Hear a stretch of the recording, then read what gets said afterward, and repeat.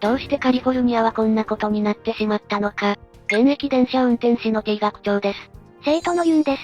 同じアメリカなのに、テキサス州とカリフォルニア州でこんなに差が生まれるなんて、どの国の技術を選ぶかの重要性について、これから詳しくお話しいたします。それでは一緒に見ていきましょう。まず、今回の主役となる2つの高速鉄道計画について説明していきます。どちらも同じアメリカで進められた壮大なプロジェクトですが、その結果は驚くほど対照的でした。同じ国なのにそんなに違いが出るものなんですか？そうなんですよ。実は、この2つの計画の明暗を分けたのは、どの国の技術を選んだかという判断だったのです。まずはそれぞれの計画を見てみましょう。カリフォルニア州の高速鉄道計画は、まさにアメリカンドリームと呼ぶにふさわしい、超大型プロジェクトでした。サンフランシスコからロサンゼルスまでの、約 643km を結ぶ壮大な計画で、当初予算はなんと、1兆500億円規模だったのです。1兆500億円って、想像もつかない金額ですね。でも、それだけの価値があるプロジェクトだったということですか？そうなんです。この計画が実現すれば、現在11時間40分もかかる移動時間を、わずか2時間40分まで短縮できる予定でした。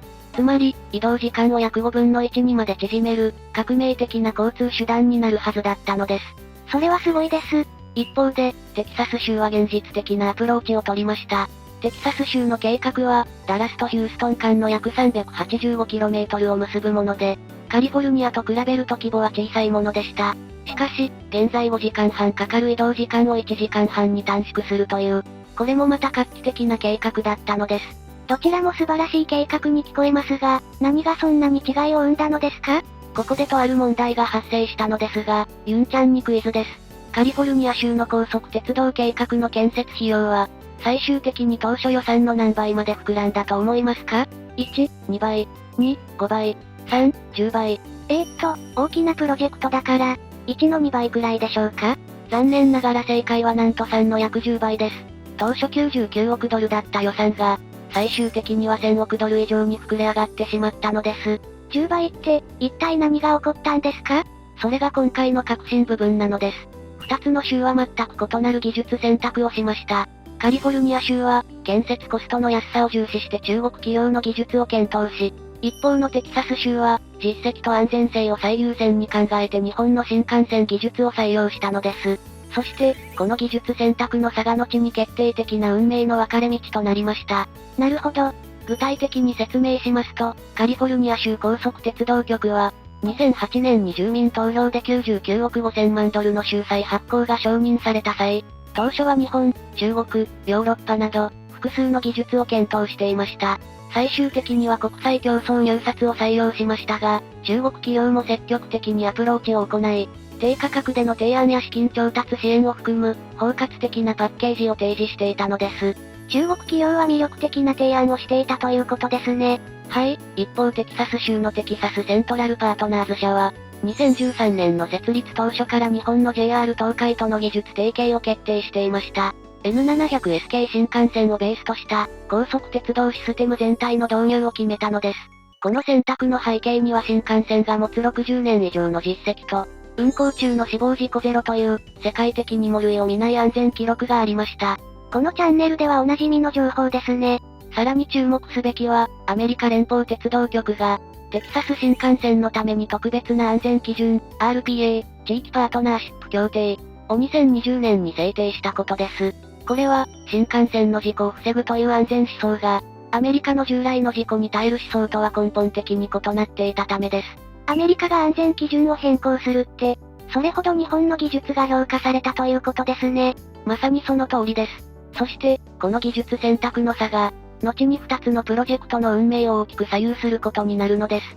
カリフォルニアは建設費が当初予算の10倍以上に膨らみ、完成時期も大幅に遅延する一方で、テキサスは着実に改良準備を進めている。この差を、次の章で詳しく見ていきましょう。さて、ここからはカリフォルニア州の高速鉄道計画が、どんな結果に終わったかを詳しく見ていきます。先ほど建設費が10倍になったとおっしゃっていましたが、それ以外にも問題があったのですか？はい、建設費の爆発的増加は氷山の一角に過ぎませんでした。実は、安全性の問題や、計画そのものの破綻など、様々な深刻な問題が次々と発覚したのです。というのも、建設費が当初の10倍に膨らんだだけでなく、利用者予測も大幅に下方修正されました。ここでクイズです。当初6500万人から9600万人だった年間利用者予測が、最終的にどのくらいまで下方修正されたでしょうか？ 1、4000万人から5000万人。2、2300万人から3000万人。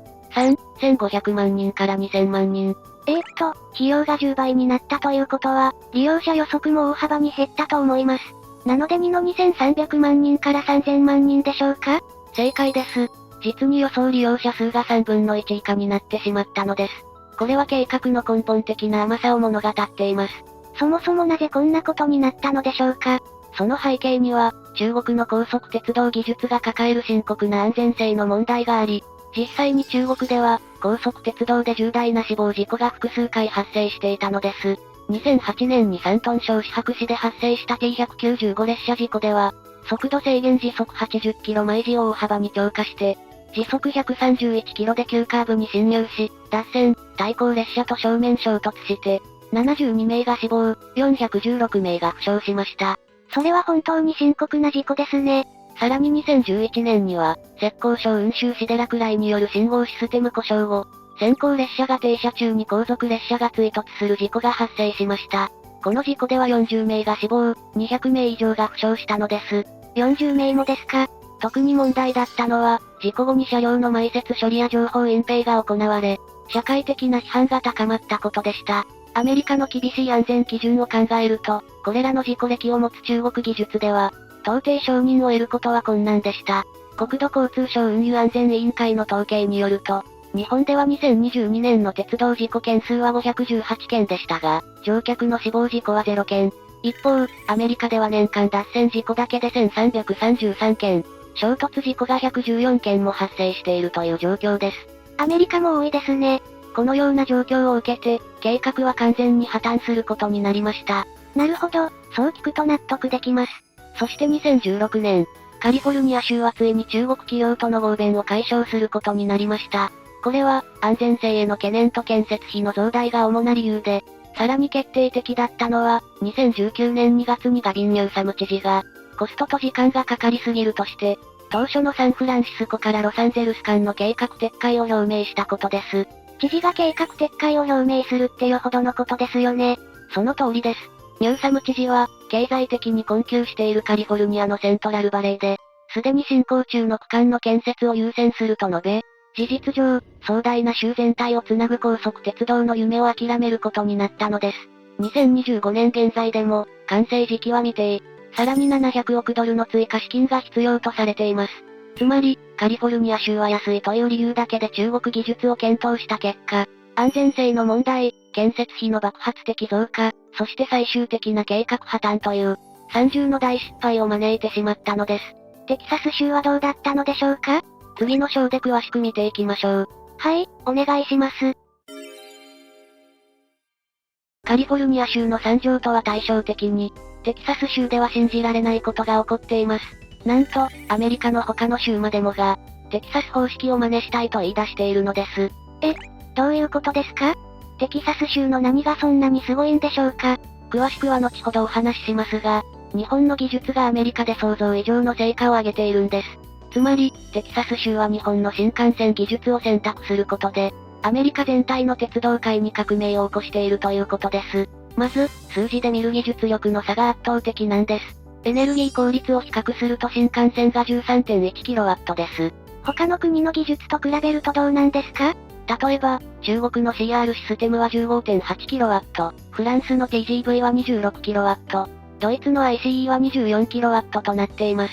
つまり、新幹線は世界で最もエネルギー効率が優秀な高速鉄道なのです。そんなに差があるものなんですね。でも、なぜそこまで効率がいいんですか？それは、日本の技術が単に速いだけではなく、環境負荷も運営コストも最小限に抑える設計になっているからです。そして、もっと驚くべき数字があります。車両寿命を見てみましょう。実は新幹線は30年間使用できます。30年って長いですね。他の国はどうなんですか？中国の車両はわずか15年で交換が必要であり、フランスは25年、ドイツは20年です。つまり、長期的に見ると、日本の技術が、圧倒的にコストパフォーマンスが優秀なんです。最初は高くても、長く使えるから結果的にお得ということですね。その通りです。では、安全性はどうでしょうか。10万 km あたりの事故件数を見ると日本が 0.02 件に対し、フランスが 0.15 件、ドイツが 0.12 件です。日本は圧倒的に事故が少ないんですね。そうなんです。中国は非公開ですが、これだけでも日本の技術の信頼性がわかります。例えば、アメリカでの具体的な取り組みを見てみましょう。まず驚くべきは、アメリカ特有の課題への対応力です。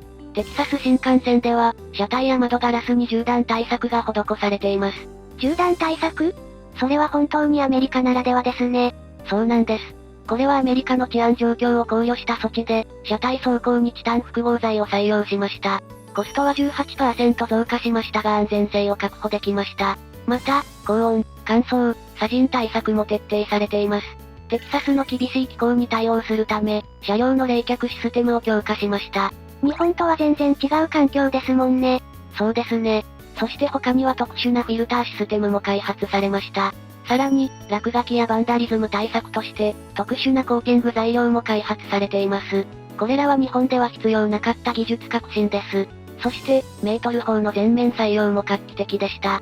メートル砲って何がそんなに重要なんですか？アメリカでは信号システムの全面書き換えが必要でしたが、これにより国際標準化と部品の共通化が実現できました。実は、過去には NASA の火星探査機が単位系の違いで失敗した例もあり、国際プロジェクトでは極めて重要な改革なんです。では、技術移転はどうでしょうか？ 2016年に設立された現地法人では、現在までに5000人のアメリカ人技術者が訓練を受けています。5000人って、すごい人数ですね。運転士から保守要員まで、日本の安全文化そのものを移植しているんです。これは単なる技術移転を超えた文化の移植とも言えます。そして、この成功を見た中西部8州が、米国新幹線ネットワーク構想を立ち上げました。他の州も注目しているということですか？その通りです。2025年6月には、JR 東海と技術協力覚書を締結し、シカゴを中心とした高速鉄道網の実現を目指しています。ネバダ州のブライトラインウエストでは、日本式 ATS 導入試験が始まっています。さらに、国際的にも影響が広がっていて、UIC、国際鉄道連合では、日本主導で、新幹線式フェイルセーフ規格の策定が進んでいます。つまり、日本の技術が世界標準になるということですか？はい、これは日本の事故を防ぐ安全思想を、世界標準として確立する取り組みで、今後の世界の高速鉄道技術に大きな影響を与える可能性があります。つまり、テキサス州の成功は単なる一州の交通改善を超えて、アメリカ全体の鉄道技術革命の起爆剤となり、さらには、世界標準の確立にまで発展しているのです。では、現在の両州の状況はどうなっているのでしょうか？次の章で詳しく見ていきます。さて、ここまで2つの州の対照的な歩みを見てきましたが、現在の状況を見ると、技術選択の重要性がさらに明確になります。一方は絶望的な状況に陥り、もう一方は着実に前進している。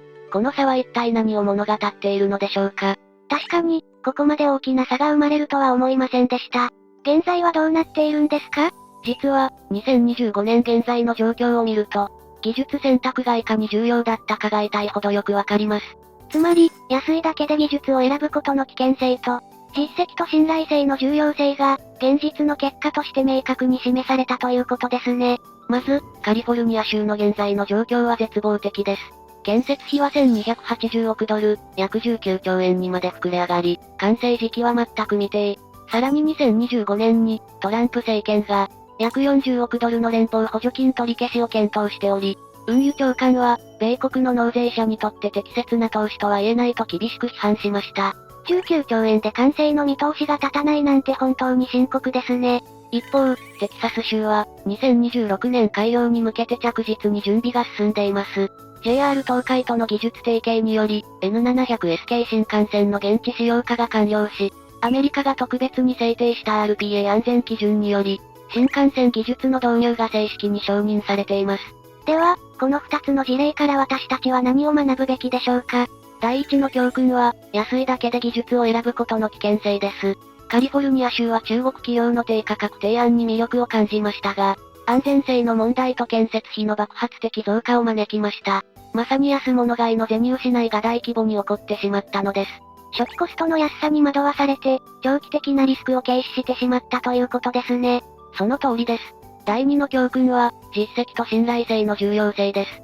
テキサス州は新幹線の60年間死亡事故ゼロという実績を重視しました。技術選択は単なる価格競争ではなく、安全文化、保守哲学、運営ノウハウまでを総合的に判断すべきものなのです。つまり、大型インフラプロジェクトでは、長期的な安全性、信頼性、持続可能性を総合的に判断することが不可欠です。カリフォルニア州とテキサス州の明暗は、この原則を無視した場合の代償がいかに大きいかを物語っており、世界中のプロジェクトにとって極めて貴重な教訓となることでしょう。さて、ユンちゃんは今回の2つの州の高速鉄道計画を見て、どう思いましたか？技術選択って本当に重要なんですね。安いだけで選ぶと大変なことになることが分かりました。その通りですね。鉄道事業で一番重要なのは安全です。